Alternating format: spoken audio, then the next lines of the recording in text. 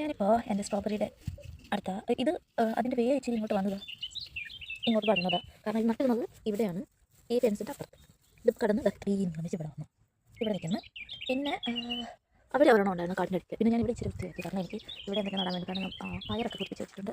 അപ്പം ഇവിടെ നിന്നിരുന്ന സ്ട്രോബെറിയും മിൻ്റൊക്കെ ഇട്ട് കാണും. അതായത് മിൻ്റ് ഒരുപാട് അവിടെ നിൽക്കുന്നുണ്ട്. പിന്നെ അത് വേണ്ടാന്ന് വെച്ചു.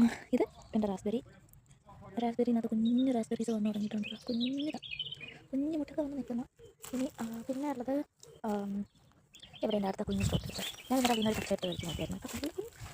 അപ്പം ഓക്കെ, ഇത് ഈ ചുമന്നിരിക്കുന്നതെല്ലാം അതിൻ്റെ കുരുക്കളാണ്, കുഞ്ഞു കുരുക്കളും. ഇനി ഈ കുരുവിനകത്ത് അതിനകത്ത് വെള്ളമാണ് ഇരിക്കുന്നുണ്ട് സ്ട്രോബെറി. അതിങ്ങനെ പെരുകി വരുമ്പോൾ ഈ കുഞ്ഞൻ കുരുക്കളകത്തോട്ട് ഇരിക്കും. അതൊക്കെ പുറത്തുനിന്ന് നിൽക്കുന്നത്. എന്താ ഈ സംഭവം